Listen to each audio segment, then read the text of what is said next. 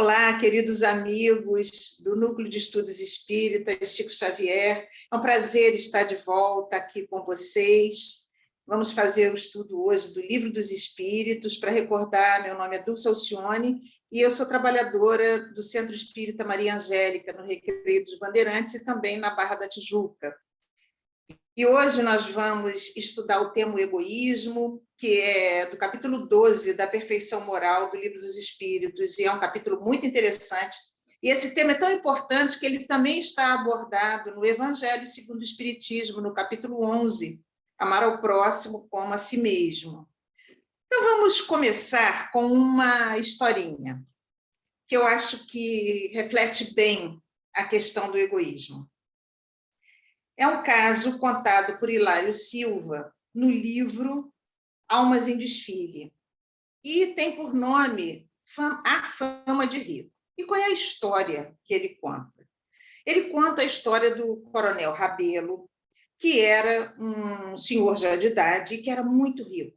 Ele tinha uma enorme fazenda, muitas terras, muitas propriedades, ele era muito, muito rico. E o Coronel Rebelo tinha 4 filhos. E, de repente, ele é acometido de uma paralisia e ele fica na cama. Durante a doença dele, os 4 filhos cercaram ele de muito carinho, de muita atenção. Era papinha aqui, era frutinha lá, era um carinho, fecha a janela para o papai não ficar resfriado, muita atenção em torno do Coronel Rebelo. Num determinado momento, o Coronel Rebelo decide, então, que como ele estava com uma outra visão de vida, em função de que, durante a sua doença, ele se tornou espírita. Ele começou a estudar a doutrina espírita, os livros espíritas, e a visão dele com relação à vida foi mudando. E daí, o que ele resolveu? Ele resolveu que iria pegar toda a fortuna dele e dividir entre os filhos. E assim ele fez. Ele chamou os 4 filhos e entregou para os filhos toda a fortuna dele. Ele dividiu tudo, todas as propriedades, todas as posses. Era uma fortuna enorme, ele era muito rico. Foi ele fazer isso e no dia seguinte os filhos não apareceram mais, sumiram da vida do Coronel Rebelo. E o Coronel Rebelo se sentia muito sozinho, efetivamente ficou muito sozinho, muito triste, porque os filhos sumiram. E ele estava muito, muito triste. E ele ficava pensando, nossa, que situação a minha, onde eu errei, né? O que eu fiz? Mas ele não dava mais o valor às questões materiais, o que ele sentia falta era dos filhos. E um dia, ainda, nesse momento, aparece um ex-colega dele, o Coronel Matias, que devia a ele uma grande fortuna. Por quê? Muito tempo atrás, o Coronel Rebelo tinha emprestado um valor para esse amigo. E esse amigo, de repente, não podia pagar, não podia retornar para o Coronel Rebelo o empréstimo. Mas ele se esforçou, ele trabalhou, ele fez fortuna. E neste momento em que o Coronel Rebelo está doente, ele retorna, vai à casa do Coronel Rebelo e devolve a quantia toda ajustada, né? Ele devolveu essa quantia que era muito vultuosa, esse empréstimo reajustado pelo tempo, né, que ficou sem pagar. E neste dia, o Coronel Rebelo pegou aquele monte de dinheiro, porque foi um dinheiro que era muito comum antigamente, e guardou no cofre. Um dos filhos tinha ido ali para dar uma olhada nas coisas e ver isso. No dia seguinte, o Coronel Rebelo está cercado dos filhos. E assim foi, os filhos de novo com muita atenção para ele, papinhas, e papai não pode ficar doente, fecha a janela, e ele voltou a ter aquele carinho assintoso dos filhos. Assim ele viveu os 2 últimos anos de vida dele, aí ele desencarnou, acompanhado pelos filhos. No dia do enterro, os filhos foram abrir o cofre. E quando abriram o cofre, se depararam com o Evangelho segundo o Espiritismo, não tinha dinheiro nenhum. E tinha um bilhete do Coronel Rebelo. Olha, toda aquela quantia vultuosa eu distribuí em obras de caridade entre vários centros espíritas, mas para vocês eu deixo a recomendação de que vocês leiam o capítulo 14 do Livro dos Espíritos, do Evangelho segundo o Espiritismo. E aí, quando os filhos abrem, está honrar pai e mãe. É interessante porque esse é um grande exemplo de egoísmo, né? Os filhos dele eram reflexo do egoísmo, sem nenhum respeito ao pai, aquele homem doente, mesmo que eles não amassem o pai, deviam respeito ao pai. Mas o que interessava a eles era o meu, cadê o meu? Era realmente a questão material. E isso mostra precisamente o valor da palavra egoísmo. Qual é o radical da palavra? Ego, né? O olhar para si mesmo. Esse amor exagerado aos próprios interesses. Logicamente que, quando nós entendemos a palavra egoísmo, ego gigante, né? Nós percebemos que ela é o contrário do altruísmo. Ela é exatamente o oposto do altruísmo, né? E os espíritos nos dizem uma coisa muito séria, seríssima sobre o egoísmo, que ele é que impede o progresso moral da humanidade. Agora, vejamos, queridos amigos, que coisa séria. É o egoísmo que impede o progresso moral da humanidade. Nós que tanto almejamos o progresso moral da humanidade, o progresso da humanidade, nos livrarmos desse mundo de provas e expiações pesado, como nós estamos vivenciando. E, no entanto, os espíritos nos dizem, tanto no Livro dos Espíritos quanto no Evangelho, que o egoísmo e o orgulho são as grandes chagas da humanidade, e que todos nós trazemos egoísmo e orgulho em nossos corações. Então, nós pensamos, os espíritos nos recomendam que é para o egoísmo que nós temos que apontar as nossas armas. Eles falam isso, essas palavras. É para o egoísmo que nós temos que apontar as nossas armas. Mas que armas seriam essas? Se nós somos espíritas, que armas seriam essas, não é? Esforço, perseverança e vencer a nós mesmos. Nós só conseguimos vencer qualquer mal em nós se nós realmente nos esforçarmos exaustivamente, perseverando sempre. E o egoísmo, por ser o maior mal da humanidade, a maior chaga, é aquele para quem, aquele vício para o qual nós devemos apontar todas as nossas armas. Nós só conseguiremos vencer a nós mesmos no momento em que nós vencermos o nosso egoísmo. Aquele que é excessivamente egoísta se coloca acima de tudo e de todos. Todos nós somos egoístas, mas tem uns que são muito mais egoístas. E eles se colocam acima de tudo e de todos. E o que é importante nós entendermos, que aqui fica uma reflexão para todos nós, é que quanto mais egoísta é a pessoa, menor a capacidade dela de perdoar o próximo. E isso é complicadíssimo. E nos lembra Jesus, quando ele conta a parábola do credor incompassivo. Então, vamos relembrar essa parábola do credor incompassivo, que é exatamente o reflexo do egoísta, que é exatamente a lembrança que faz, o link que nós fazemos com o caso lá do Coronel Rabelo, o título A Fama de Rico, no livro Almas e Desfile que nós falamos, né? O que acontece?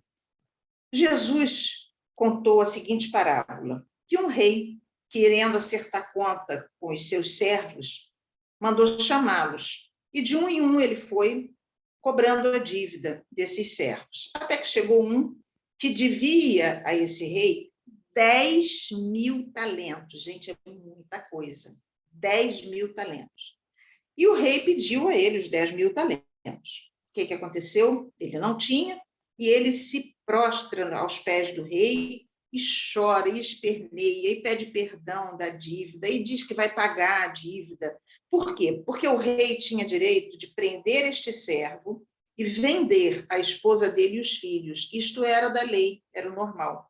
Mas ele pede tão intensamente ao rei que o rei se apieda dele e perdoa a dívida dele. O rei não só não prende ele nem vende mulher e filhos, como perdoa a dívida dele de 10.000 talentos, que era uma dívida grande.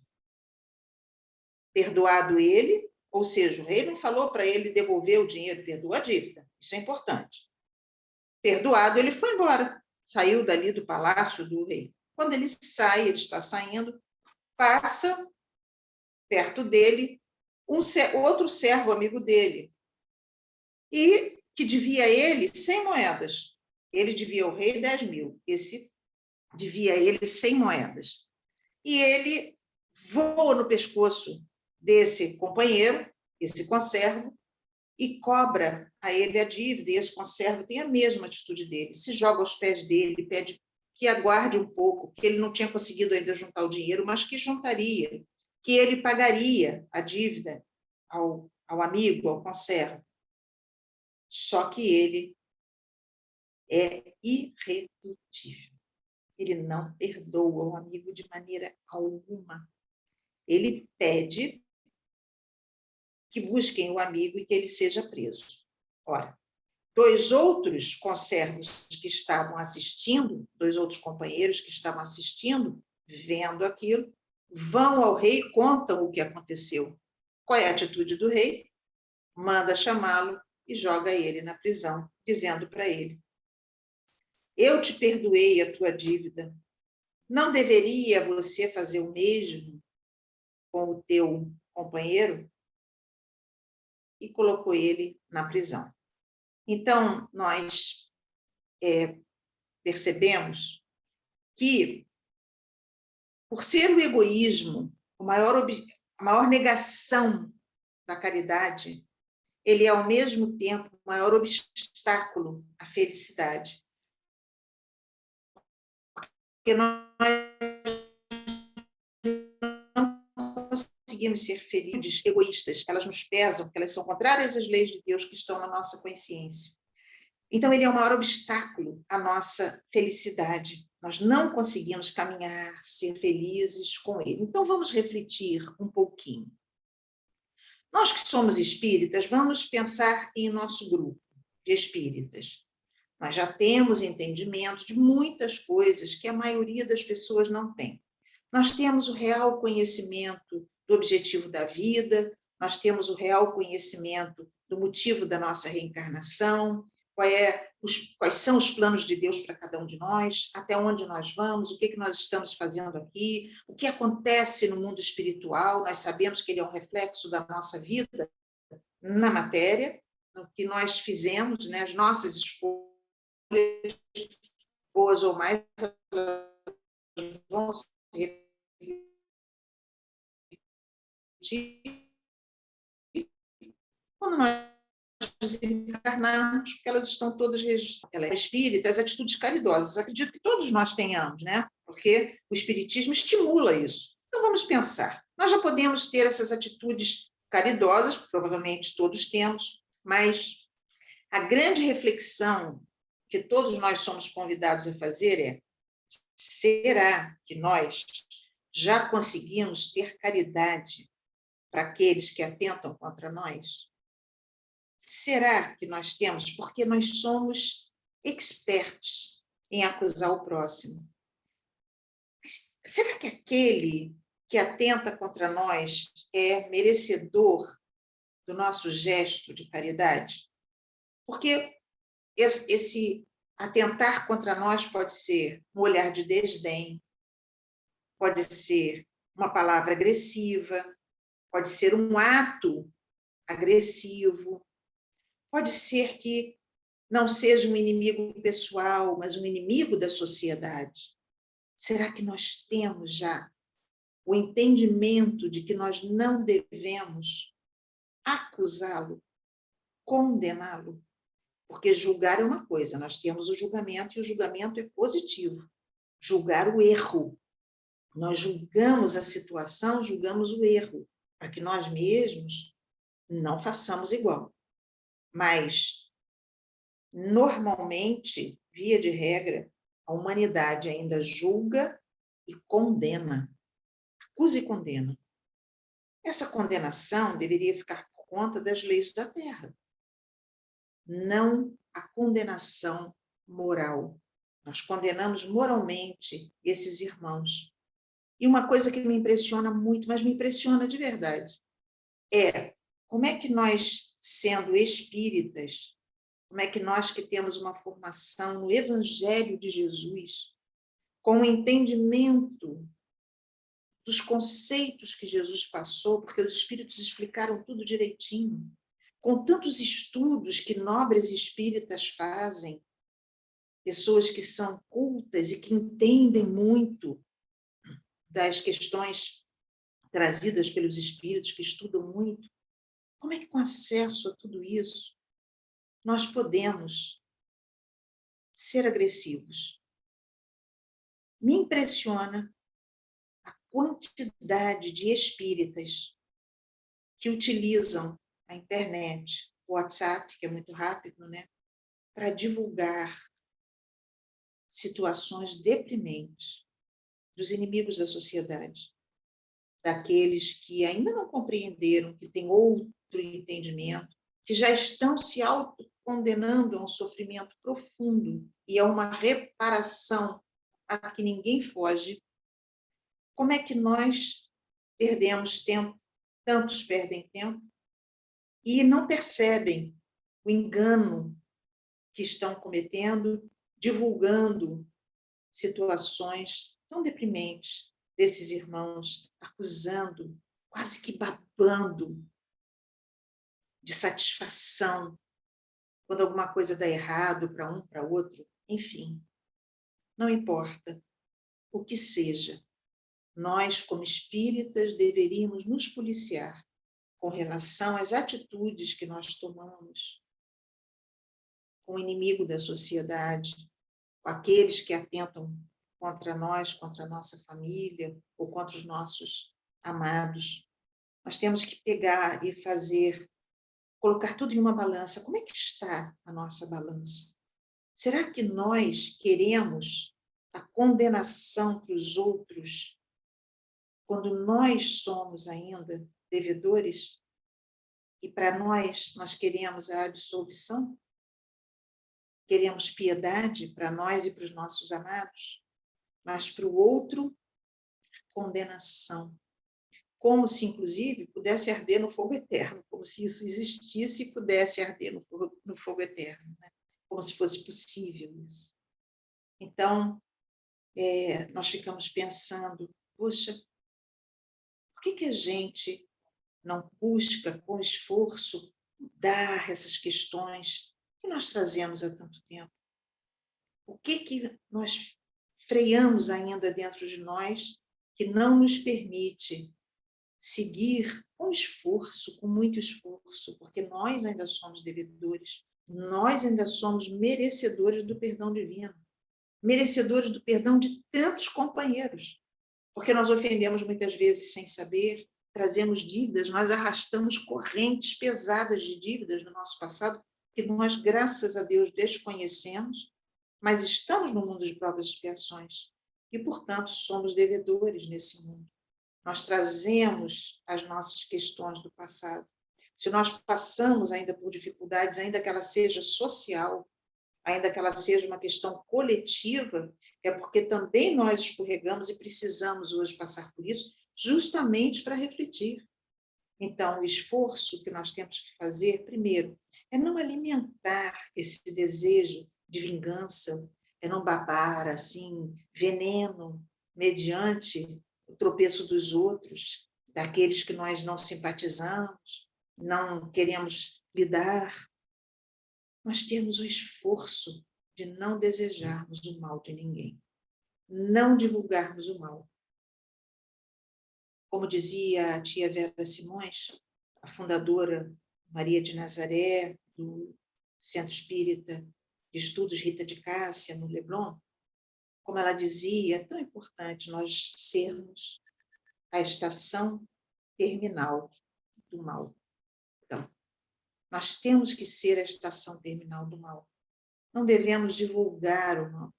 Não devemos propagar aquilo que não é bom, que não diz respeito ao bem e ao belo, que não lembra em nada Jesus, que não lembra em nada os espíritos superiores. Então, nós temos que ter muito cuidado com o que nós falamos e pensamos. Então, queridos, os espíritos nos dizem que o egoísmo é o vício mais radical que existe. Vejam bem, eles colocam como um vício, porque se torna uma mania, um hábito, que se não for combatido por essas armas que nós temos, do esforço, da perseverança, ele vai ficando cada vez pior, como qualquer vício. A pessoa vai se tornando cada vez mais dependente. Então, ele é o vício mais radical que existe, ou seja, os espíritos dizem que o egoísmo é a verdadeira chaga da sociedade. E nós fazemos parte da sociedade. E nós alimentamos os nossos vícios, em vez de combatê-los. Vícios morais. Eu estou falando de vícios morais, né? Então, o egoísmo é um vício moral, que é um vício terrível, os vícios morais, né?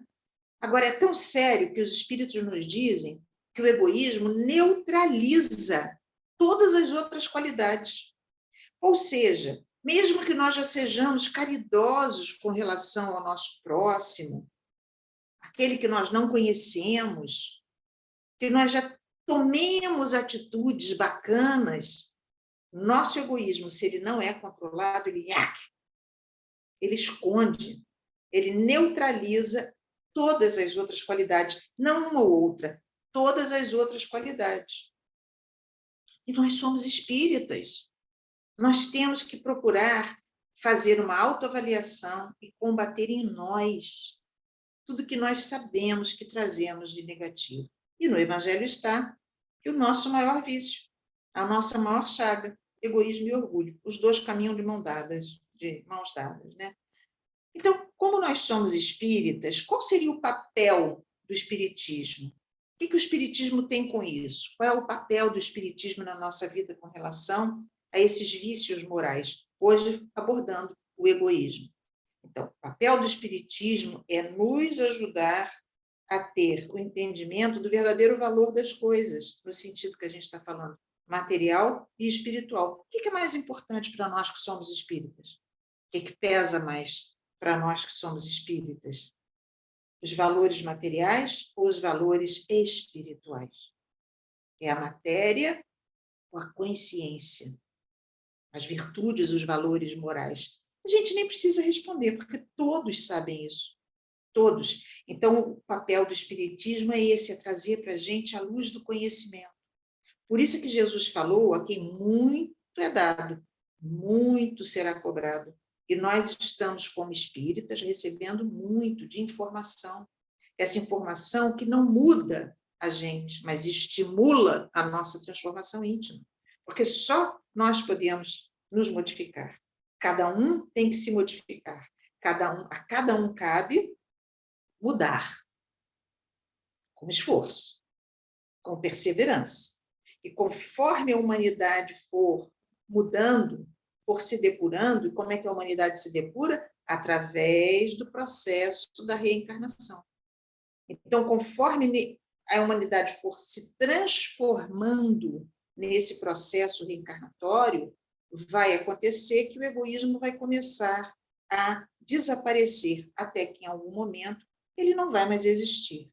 Aí a gente se pergunta, então como é que nós permitimos que o egoísmo chegasse ao ápice na Terra?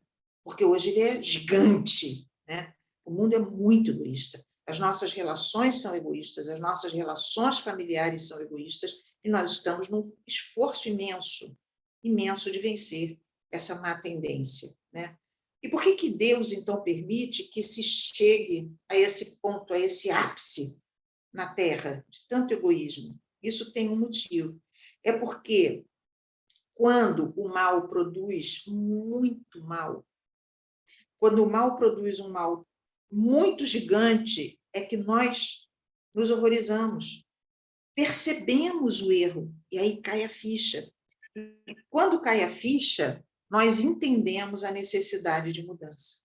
É justamente quando cai a ficha. E a ficha cai quando a gente está abalado. Senão a gente continua indo, né? Que nem um trator, vai, destruindo, não está nem aí, não está nem aí. Quando nós percebemos essa situação, essa questão difícil, de que está tão terrível a situação, nós percebemos a real necessidade de mudança, né? Então, é natural que, nesse processo de depuração, o egoísmo vá se enfraquecendo, né? Na medida em que a vida moral for predominando sobre a matéria. Esse é o plano divino. Esse é o papel do espiritismo, né? E os espíritos dizem que justamente cabe ao espiritismo fazer isso, esse despertamento da humanidade.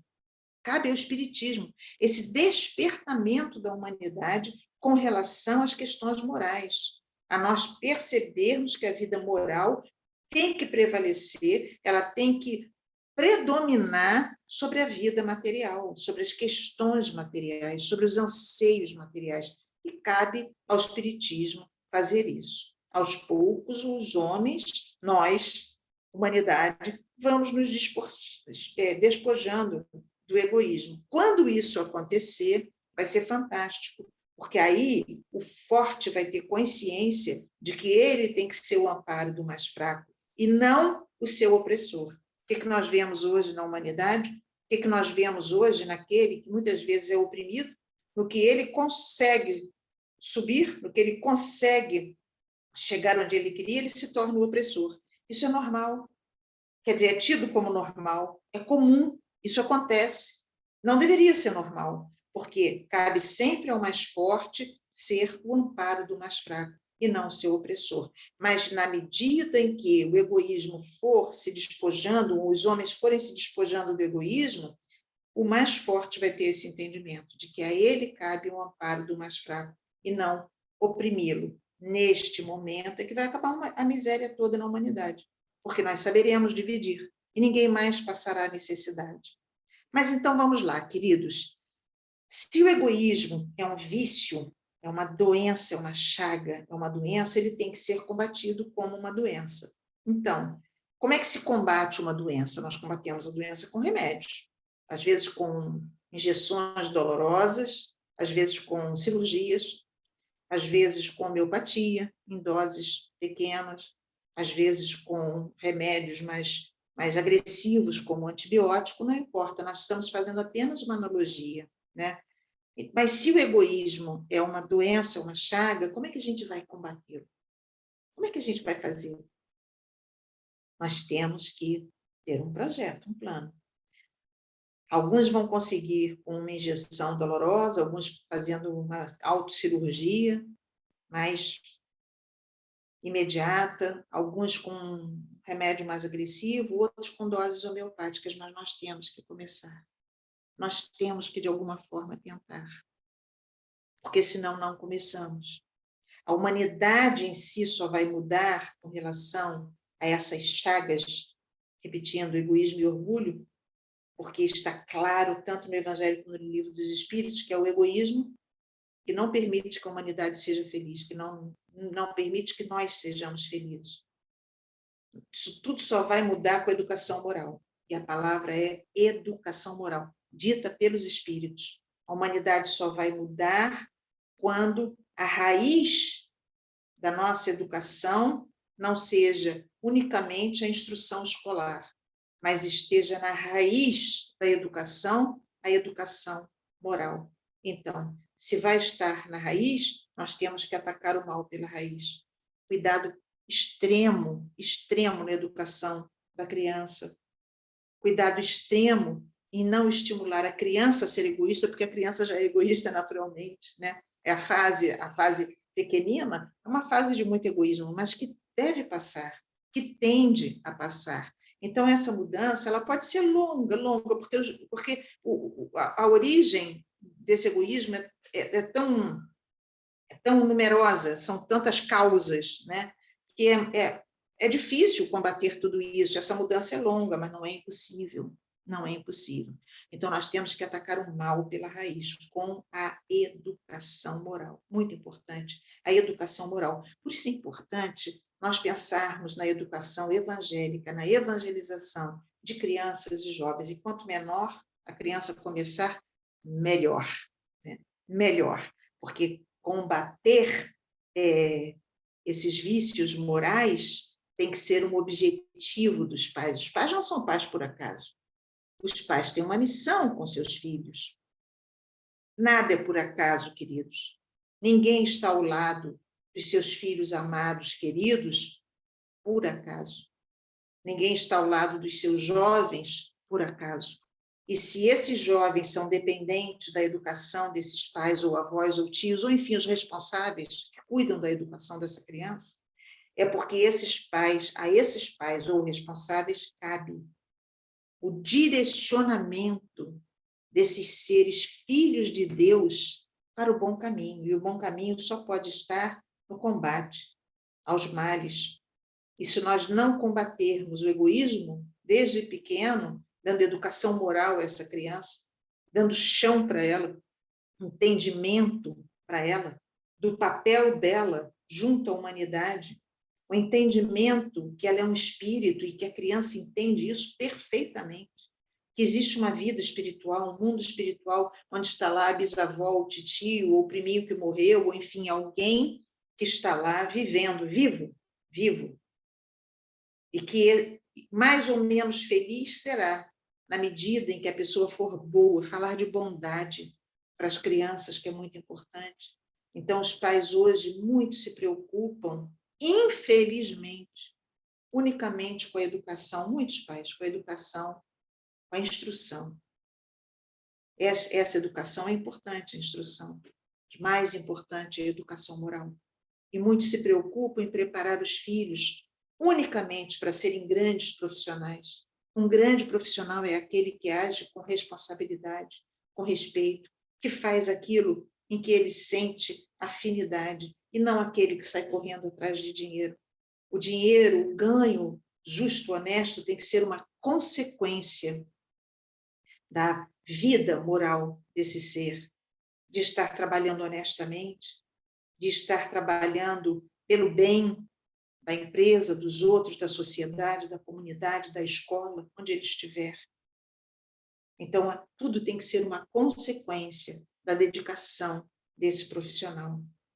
E os espíritos nos dizem que ao espiritismo está reservada a tarefa de fazer a Terra ascender na hierarquia dos mundos. Isso é tão forte, isso é tão forte. Está lá, podem ler. Ao espiritismo está reservada a tarefa de fazer a Terra ascender na hierarquia dos mundos, ou seja, passar desse mundo de provas e expiações para o mundo de regeneração. Ora, nós não temos que fazer ninguém se tornar espírita. O espiritismo não sai procurando adeptos. Nós temos, sim, que dentro da nossa casa, educar, espiritizando as crianças. Nós temos que, sim, nos educar dentro dos princípios espíritas. Como?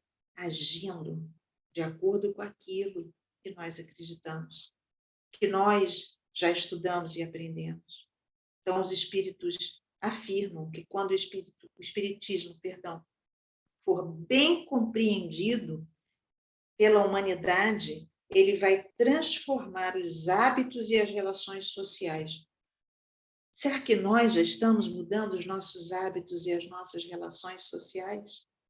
Porque se cabe ao espiritismo fazer isso, e vai fazer isso com a humanidade, sem que a humanidade precise se tornar espírita. Isso é uma questão moral, educação moral. Nós que somos espíritas já estamos nesse processo.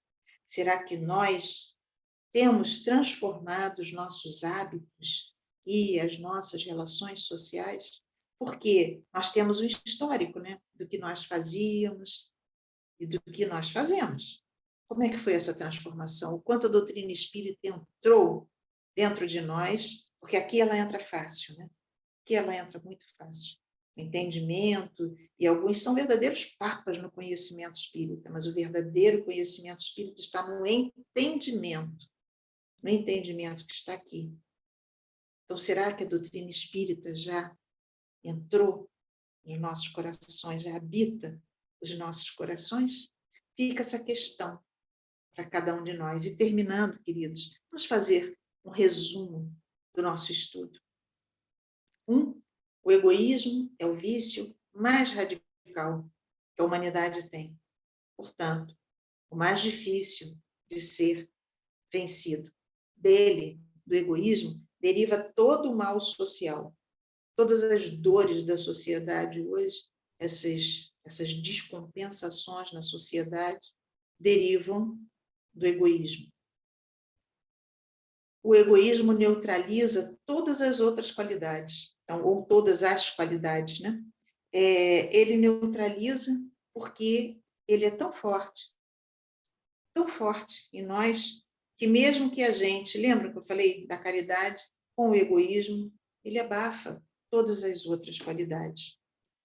E, finalmente, para nos aproximarmos da perfeição moral, nós devemos expurgar do nosso coração o egoísmo que todos nós trazemos, e trazemos desde sempre, né? Porque só Jesus, né, é um espírito totalmente depurado, só Jesus realmente venceu a si mesmo plenamente. Nós estamos no esforço. E essa é a grande palavra que nós queremos deixar, que começa com E também. Uma é o egoísmo. O outro é o esforço de vencer o egoísmo. Então, queridos, nossos corações assim estão muito, muito gratos. Nosso coração está muito grato de termos tido a oportunidade de fazer esse estudo, de termos tido a oportunidade de refletir com vocês sobre essas questões tão sérias que a doutrina espírita traz, que os espíritos trouxeram, para nos acordar mesmo, para nos sacudir, né? E queríamos, então, encerrar pedindo a Jesus, nosso Mestre, que ampare muito a todos nós que ainda somos tão frágeis, que ainda somos, na verdade, assim, tão necessitados.